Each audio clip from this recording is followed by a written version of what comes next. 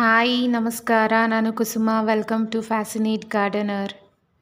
ನನ್ನ ಟೆರೆಸ್ ಗಾರ್ಡನಲ್ಲಿ ಝೀನಿಯಾ ಗಿಡಗಳನ್ನ ನಾನು ಹೆಂಗೆ ಟ್ರಾನ್ಸ್ಪ್ಲಾಂಟ್ ಮಾಡ್ತೀನಿ, ಝೀನಿಯಾ ಗಿಡಗಳ ಕಂಪ್ಲೀಟ್ ಗೈಡ್ ಈ ವಿಡಿಯೋದ್ರಲ್ಲಿ ನೀವು ನೋಡ್ಬೋದು. ಈ ಟಬ್ಬಲ್ಲಿ ನಾನು ಕಿಚನ್ ವೇಸ್ಟ್ ಕಂಪೋಸ್ಟಿಂಗ್ ಲೇಯರ್ ಮೆಥಡಲ್ಲಿ ಮಾಡ್ಕೊಂಡಿದ್ದೆ. ಇವಾಗ 10 ದಿವಸ ಆಗಿದೆ. ಇವಾಗ ಈ ಮಣ್ಣು ರೆಡಿಯಾಗಿದೆ. ಝೀನಿಯಾ ಗಿಡಗಳನ್ನ ಟ್ರಾನ್ಸ್ಪ್ಲಾಂಟ್ ಮಾಡ್ಕೊಳ್ಳೋಣ. ಝೀನಿಯಾ ಗಿಡಗಳು ಈ ಚಿಕ್ಕ ಪಾಟಲ್ಲಿ ಎಷ್ಟು ಚೆನ್ನಾಗಿ ಬೆಳೆದಿದೆ ಅಂತ ನೀವು ನೋಡ್ಬೋದು.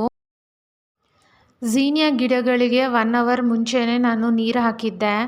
ಝೀನಿಯಾ ಗಿಡಗಳು ಟ್ರಾನ್ಸ್ಪ್ಲಾಂಟ್ ಮಾಡುವಾಗೆ ಗಿಡಗಳು ಮತ್ತು ಅದ್ರ ರೂಟ್ಸ್ ಯಾವುದೇ ಥರ ಡ್ಯಾಮೇಜ್ ಆಗಬಾರ್ದು ಅಂತ ನೀರು ಹಾಕಿ ರೆಡಿ ಮಾಡ್ಕೊಂಡಿದ್ದೀನಿ. ಝೀನಿಯಾ ಗಿಡಗಳಿಗೆ ನೀರು ಹಾಕಿ 1 ಅವರ್ ಆದಮೇಲೆ ಮಣ್ಣು ತುಂಬಾ ಲೂಸ್ ಆಗಿರುತ್ತೆ. ಒಂದೊಂದೇ ಝೀನಿಯಾ ಗಿಡಗಳನ್ನ ಎಳೆದ್ರೆ ಯಾವುದೇ ಥರ ರೂಟ್ಸು ಡ್ಯಾಮೇಜ್ ಆಗದಿರ ಈಸಿಯಾಗಿ ಬರುತ್ತೆ. ಸ್ವಲ್ಪ ಮಣ್ಣು ತೆಗೆದು ಝೀನಿಯಾ ಗಿಡಗಳನ್ನ ತುಂಬ ಡೀಪಾಗಿ ಏನು ಮಣ್ಣೊಳಗಡೆ ಇಡೋದು ಬೇಕಾಗಿಲ್ಲ. 2 ಎಲೆಗಿಂತ ಸ್ವಲ್ಪ ಕೆಳಗಡೆ ಟ್ರಾನ್ಸ್ಪ್ಲಾಂಟ್ ಮಾಡಿಕೊಂಡ್ರೆ ಸಾಕು. ನಾನು ಆಲ್ರೆಡಿ ಬೀಜಗಳಿಂದ ಝೀನಿಯಾ ಗಿಡಗಳನ್ನ ಹೆಂಗೆ ಬೆಳೆಸಬೇಕು ಅಂತ ವಿಡಿಯೋ ಅಪ್ಲೋಡ್ ಮಾಡಿದ್ದೀನಿ. ನೀವು ಇನ್ನೂ ನೋಡಿಲ್ಲ ಅಂದರೆ ಒಂದು ಸತಿ ಚೆಕ್ ಮಾಡಿ. ನಾನು ಹಾಕಿದ ಝೀನಿಯಾ ಬೀಜಗಳೆಲ್ಲ ಜರ್ಮಿನೇಟ್ ಆಗಿ ಗಿಡವಾಗಿ ಬೆಳೆದಿದೆ.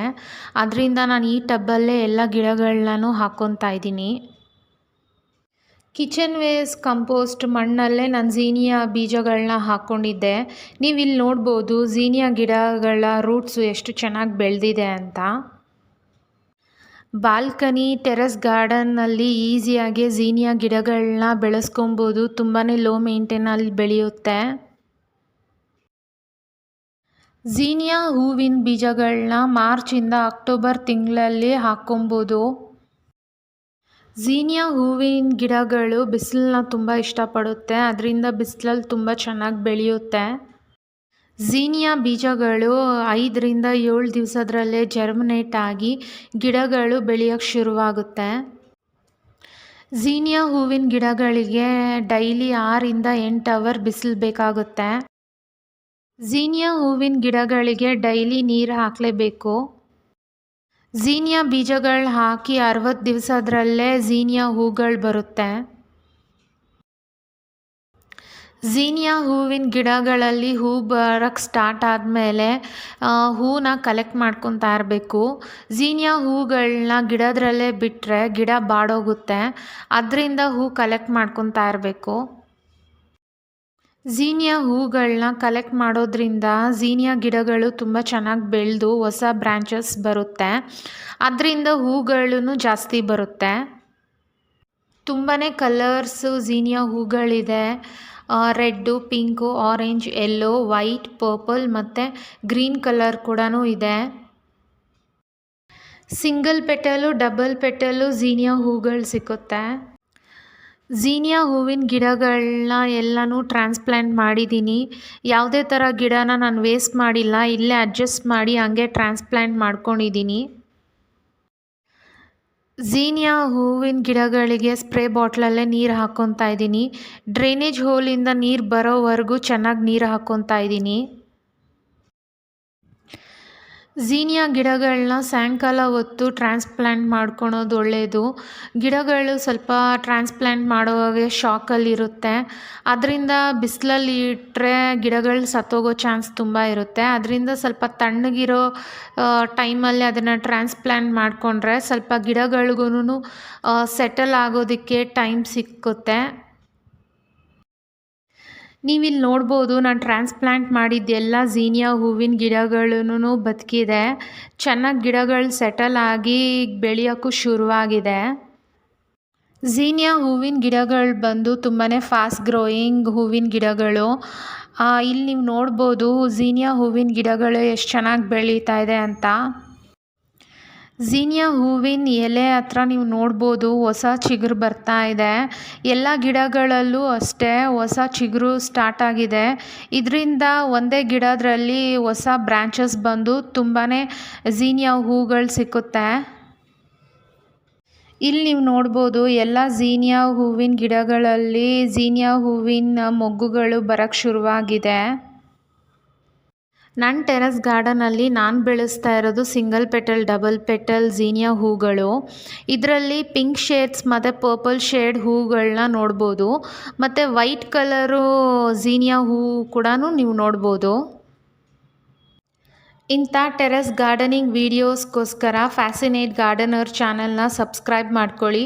ಪಕ್ಕದಲ್ಲಿರೋ ಬೆಲ್ ಐಕಾನ್ ಪ್ರೆಸ್ ಮಾಡಿ. ನಾನು ಯಾವಾಗಲೇ ವೀಡಿಯೋಸ್ ಹಾಕಿದ್ರೂ ನಿಮಗೆ ನೋಟಿಫಿಕೇಷನ್ ಬರುತ್ತೆ. ಯಾವುದೇ ಥರ ವೀಡಿಯೋಸ್ ಮಿಸ್ ಆಗಲ್ಲ. ಝೀನಿಯಾ ಹೂಗಳನ್ನ ಟೆರೆಸಲ್ಲಿ ಬೆಳೆಸೋದ್ರಿಂದ ತುಂಬಾ ಪಾಲಿನೇಟರ್ಸ್ ಅಟ್ರ್ಯಾಕ್ಟ್ ಆಗುತ್ತೆ. ಅದರಿಂದ ತರಕಾರಿ ಗಿಡಗಳಲ್ಲಿ, ಹಣ್ಣು ಗಿಡಗಳಲ್ಲಿ ನಾವೇನು ಹ್ಯಾಂಡ್ ಪಾಲಿನೇಟ್ ಮಾಡಿಲ್ಲ ಅಂದರೂ ಪಾಲಿನೇಟರ್ಸೇ ಪಾಲಿನೇಟ್ ಮಾಡುತ್ತೆ. ಅದರಿಂದ ತುಂಬಾ ಬೆನಿಫಿಷಿಯಲ್. ಹೂ ಗಿಡಗಳು ನಮ್ಮ ಟೆರೆಸ್ ಗಾರ್ಡನಲ್ಲಿ ಬೆಳೆಸಬೇಕಾಗುತ್ತೆ. ಇಲ್ಲಿ ನೀವು ನೋಡ್ಬೋದು ಝೀನಿಯಾ ಹೂವಿನ ಒಂದು ಸುತ್ತು ಪೆಟಲ್ಸ್ ಮಾತ್ರನೇ ಅರಳಿದೆ. ಇನ್ನೂ ಒಂದು ಸುತ್ತು ಪೆಟಲ್ಸ್ ಅರಳಬೇಕಾಗಿದೆ. ಇಲ್ಲಿ ನೀವು ನೋಡ್ಬೋದು ಡಬಲ್ ಪೆಟಲ್ ಝೀನಿಯಾ ಹೂವು ಅರಳ ಮೇಲೆ ಹಿಂಗಿರುತ್ತೆ. ನಾನಿಲ್ಲಿ ನಿಮ್ಗೆ ತೋರಿಸ್ತಾ ಇರೋದು ಸಿಂಗಲ್ ಪೆಟಲ್ ಮತ್ತು ಡಬಲ್ ಪೆಟಲ್ ಝೀನಿಯಾ ಹೂವಿನ ಡಿಫ್ರೆನ್ಸು. ನೀವು ನೋಡ್ಬೋದು ಇಲ್ಲಿ ನನ್ನ ಕೈಯಲ್ಲಿರೋದು ಸಿಂಗಲ್ ಪೆಟಲ್ ಪಿಂಕ್ ಶೇಡಲ್ಲಿರೋ ಝೀನಿಯಾ ಹೂವು. ಈ ಕಡೆ ಇರೋದು ಪರ್ಪಲ್ ಕಲರು ಡಬಲ್ ಪೆಟಲ್ ಝೀನಿಯಾ ಹೂವು. ನೀವು ನೋಡ್ಬೋದು ಎಷ್ಟು ಡಿಫ್ರೆನ್ಸ್ ಇದೆ ಅಂತ.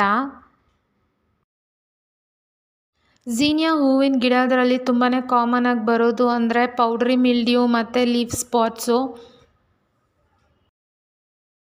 ಝೀನಿಯಾ ಹೂವಿನ ಗಿಡಗಳು ಹೂ ಬಿಡೋಕ್ಕೆ ಸ್ಟಾರ್ಟ್ ಆದಮೇಲೆ ಸ್ವಲ್ಪ ಗಿಡಗಳಿಗೆ ಕಂಪೋಸ್ಟ್ ಹಾಕ್ಬೋದು. Vermi compost, kitchen waste compost, ಇಲ್ಲ ಅಂದರೆ ಹಸುಗಳ ಗೊಬ್ಬರ ಕೂಡ ಝೀನಿಯಾ ಹೂವಿನ ಗಿಡಗಳಿಗೆ ಕೊಡ್ಬೋದು. ನನ್ನ ಟೆರೆಸ್ ಗಾರ್ಡನಲ್ಲಿ ನಾನು ಯಾವಾಗಲೂ ಕಿಚನ್ ವೇಸ್ಟ್ ಕಂಪೋಸ್ಟಿಂಗ್ ಮಾಡೋದ್ರಿಂದ ಕಂಪೋಸ್ಟ್ ಟೀನ ನೀರಲ್ಲಿ ಡೈಲ್ಯೂಟ್ ಮಾಡಿ ಝೀನಿಯಾ ಹೂವಿನ ಗಿಡಗಳಿಗೆ ಕೊಡ್ತಾಯಿರ್ತೀನಿ. ಆನ್ಲೈನಲ್ಲೂ ಝೀನಿಯಾ ಹೂಗಳ ಬೀಜ ತುಂಬ ಈಸಿಯಾಗಿ ಸಿಗ್ತಾ ಇದೆ. ನರ್ಸರಿಗಳಲ್ಲೂ ಈಸಿಯಾಗಿ ಝೀನಿಯಾ ಹೂವಿನ ಗಿಡಗಳು ಸಿಗ್ತಾ ಇದೆ. ಡೈರೆಕ್ಟ್ ನರ್ಸರಿಗೆ ಹೋಗಿ ಯಾವ ಕಲರ್ ಝೀನಿಯಾ ಹೂಗಳು ಬೇಕೋ ಆ ಗಿಡಗಳನ್ನ ಪರ್ಚೇಸ್ ಮಾಡ್ಕೊಬೋದು. ಇಲ್ಲಿ ನೀವು ನೋಡ್ಬೋದು ಪಿಂಕ್ ಶೇಡ್ ಮತ್ತು ಪರ್ಪಲ್ ಶೇಡಲ್ಲಿ ಝೀನಿಯಾ ಹೂಗಳು ಎಷ್ಟು ಅಟ್ರಾಕ್ಟಿವ್ ಆಗಿದೆ ಅಂತ. ಇನ್ನೂ ಯಾರಾನ ಟೆರೆಸ್ ಗಾರ್ಡನಲ್ಲಿ ಝೀನಿಯಾ ಹೂ ಗಿಡಗಳನ್ನ ಹಾಕ್ಕೊಂಡಿಲ್ಲ ಅಂದರೆ ಇವಾಗ ಕರೆಕ್ಟ್ ಟೈಮು. ಬೇಕಂದರೆ ನೀವು ಆನ್ಲೈನಲ್ಲೂ ಸೀಡ್ಸ್ನ ಪರ್ಚೇಸ್ ಮಾಡ್ಕೊಬೋದು. ಇಲ್ಲ ನರ್ಸರಿಯಲ್ಲಿ ಹೋದರೆ ಇವಾಗ ಸೀಸನ್ ಆಗಿರೋದ್ರಿಂದ ಗಿಡಗಳು ತುಂಬ ಈಸಿಯಾಗಿ ಸಿಕ್ಕುತ್ತೆ. ಅಲ್ಲೂ ಪರ್ಚೇಸ್ ಮಾಡಿ ನಿಮ್ಮ ಟೆರೆಸ್ ಗಾರ್ಡನಲ್ಲಿ ಝೀನಿಯಾ ಹೂ ಗಿಡಗಳನ್ನ ಆ್ಯಡ್ ಮಾಡ್ಕೊಬೋದು. ಇಲ್ಲಿ ನೀವು ನೋಡ್ತಾ ಇರೋದು ಬ್ಲೂ ಬ್ಯಾಂಡೆಡ್ ಬೀ ಅಂತ. ಇದು ತುಂಬಾ ಕಾಮನ್ ಆಗಿ ಇಂಡಿಯಾದ್ರಲ್ಲಿ ನೋಡ್ಬೋದಂಥ ಬೀಸಲ್ಲೂ ಇದು ಒಂದು. ಕರ್ನಾಟಕ, ಕೇರಳ, ತಮಿಳುನಾಡು, ವೆಸ್ಟ್ ಬೆಂಗಾಲಲ್ಲಿ ಬ್ಲೂ ಬ್ಯಾಂಡೆಡ್ ಬೀಸ್ನ ನೀವು ನೋಡ್ಬೋದು. ಇಲ್ಲಿ ನೀವು ನೋಡ್ಬೋದು ಬ್ಲೂ ಬ್ಯಾಂಡೆಡ್ ಬೀ ಎಷ್ಟು ಚೆನ್ನಾಗಿ ಝೀನಿಯಾ ಹೂಗಳಿಂದ ನೆಕ್ಟರ್ಸು ಮತ್ತು ಪಾಲಿನ್ಸ್ನ ತಗೊಂಡು ಎಂಜಾಯ್ ಮಾಡ್ತಾ ಇದೆ ಅಂತ. ಈ ವಿಡಿಯೋ ತಗೊಳೋಗೆ ಸ್ವಲ್ಪ ಅದಕ್ಕೆ ಡಿಸ್ಟರ್ಬ್ ಮಾಡಿದೆ ನಾನು. ಟೆರೆಸ್ ಗಾರ್ಡನಲ್ಲಿ ಇಂಥ ಬ್ಲೂ ಬ್ಯಾಂಡೆಡ್ ಬೀಸ್ ಎಲ್ಲ ಬಂದಿರೋ ಹಾಗೆ ಸ್ವಲ್ಪ ವಿಡಿಯೋ ಕ್ಲಿಪ್ಪಿಂಗ್ಸ್ ತಗೊಳೋಗೆ ಅದು ಡಿಸ್ಟರ್ಬ್ ಆಗುತ್ತೆ. ಆಮೇಲೆ ಮತ್ತೆ ಅದು ಸೆಟಲ್ ಆಗಿ ನಾರ್ಮಲಾಗಿ ಮತ್ತೆ ನೆಕ್ಟರ್ಸ್ನ ಮತ್ತು ಪಾಲಿನ್ಸ್ನ ತಗೊಂಡು ಎಂಜಾಯ್ ಮಾಡೋದು ನೋಡೋದೇ ಒಂದು ಖುಷಿ. ಈ ಬ್ಲೂ ಬ್ಯಾಂಡೆಡ್ ಬೀಸ್ ಬಂದು ಟೊಮ್ಯಾಟೊ ಹೂಗಳನ್ನ, ಮೆಣಸಿನ ಹೂವು ಮತ್ತು ಬದನೆಕಾಯಿ ಹೂಗಳನ್ನ ಪಾಲಿನೇಟ್ ಮಾಡುತ್ತೆ. ಟೆರೆಸ್ ಗಾರ್ಡನಲ್ಲಿ ಇಂಥ ಪಾಲಿನೇಟರ್ಸ್ನ ಅಟ್ರ್ಯಾಕ್ಟ್ ಮಾಡಬೇಕು ಅಂದರೆ ಟೆರೆಸ್ ಗಾರ್ಡನಲ್ಲಿ ಹೂ ಗಿಡಗಳನ್ನ ಹಾಕಬೇಕಾಗುತ್ತೆ.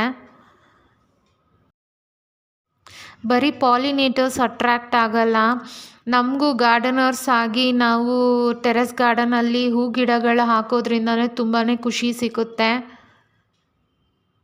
ನೀವಿಲ್ಲಿ ನೋಡ್ಬೋದು ಟೆರೆಸ್ ಗಾರ್ಡನಲ್ಲಿ ಝೀನಿಯಾ ಹೂಗಳು ಎಷ್ಟು ಬ್ರೈಟ್ ಕಲರಲ್ಲಿ ಇರೋದ್ರಿಂದ ತುಂಬಾ ಅಟ್ರ್ಯಾಕ್ಟಿವ್ ಆಗಿ ಕಾಣಿಸ್ತಾ ಇದೆ ಅಂತ.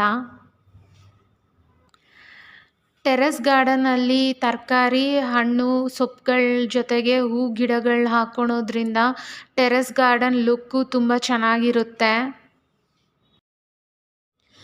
ನಾನಿಲ್ಲಿ ಸಿಂಗಲ್ ಪೆಟಲ್ಲು ಡಬಲ್ ಪೆಟಲ್ ಹೂಗಳು ಜಾಸ್ತಿ ಇರೋದ್ರಿಂದ ಒಂದು ಟಬ್ಬಲ್ಲಿ ಎಲ್ಲ ಒಟ್ಟಿಗೆ ಹಾಕ್ಕೊಂಡಿದ್ದೀನಿ. ನೀವು ಬೇಕಂದರೆ ಸಿಂಗಲ್ ಆಗೇ ಒಂದು ಪಾಟಲ್ಲಿ ಹಾಕಿದ್ರೂ ಝೀನಿಯಾ ಹೂ ಗಿಡಗಳು ತುಂಬಾ ಚೆನ್ನಾಗಿ ಬೆಳೆಯುತ್ತೆ. ತುಂಬಾ ಲೋ ಮೇಂಟೆನೆನ್ಸ್ ಆಗಿರೋದ್ರಿಂದ ಇಂಥ ಹೂ ಗಿಡಗಳು ನಮ್ಮ ಟೆರೆಸ್ ಗಾರ್ಡನಲ್ಲೂ ಇರಬೇಕು. ಟೆರೆಸ್ ಗಾರ್ಡನಲ್ಲಿ ಹೂ ಗಿಡಗಳಿಂದ ನಮ್ಮ ಟೆರೆಸ್ ಗಾರ್ಡನಲ್ಲಿ ತುಂಬಾ ಕಲರ್ಸ್ ಆ್ಯಡ್ ಮಾಡ್ಕೊಬೋದು. ಇನ್ನು ಈ ಝೀನಿಯಾ ಹೂಗಳಲ್ಲಿ ಇನ್ನೂ ಸಾಕಷ್ಟು ಕಲರ್ಸ್ ಇದೆ. ನಿಮ್ಗೆ ಯಾವ ಕಲರ್ ಝೀನಿಯಾ ಹೂಗಳು ಇಷ್ಟ ಆಗುತ್ತೋ ಆ ಕಲರ್ ನೀವು ಸೆಲೆಕ್ಟ್ ಮಾಡ್ಕೊಂಡು ನಿಮ್ಮ ಟೆರೆಸ್ ಗಾರ್ಡನಲ್ಲಿ ಹಾಕ್ಕೊಬೋದು. ಝೀನಿಯಾ ಹೂವಿನ ಗಿಡಗಳಿಗೆ ಪೆಸ್ಟ್ ಅಟ್ಯಾಕ್ ಆಗೋದು ಸ್ವಲ್ಪ ಕಡಿಮೆನೇ. ಇಲ್ಲಿ ನೀವು ನೋಡ್ಬೋದು ನನ್ನ ಟೆರೆಸ್ ಗಾರ್ಡನಲ್ಲಿರೋ ಝೀನಿಯಾ ಹೂವಿನ ಗಿಡದಲ್ಲಿ ಯಾವುದೇ ಥರ ಪೆಸ್ಟ್ ಅಟ್ಯಾಕು ಆಗಿಲ್ಲ. ಗಿಡಗಳು ತುಂಬ ಚೆನ್ನಾಗಿ ಬೆಳೆದಿದೆ. ಇವಾಗ ಝೀನಿಯಾ ಹೂವಿನ ಸೀಸನ್ ಇರೋದ್ರಿಂದ ಝೀನಿಯಾ ಹೂವಿನ ಗಿಡಗಳು ತುಂಬ ಚೆನ್ನಾಗಿ ಬೆಳೆದು ಗಿಡ ತುಂಬ ಹೂಗಳಿರುತ್ತೆ. ಈ ವಿಡಿಯೋ ನಿಮ್ಗೆ ಇಷ್ಟ ಆಗಿದ್ರೆ ಲೈಕ್, ಶೇರ್, ಕಮೆಂಟ್ ಮಾಡಿ. ಮತ್ತೆ ಸಿಗೋಣ. ಬಾಯ್. Thanks for watching.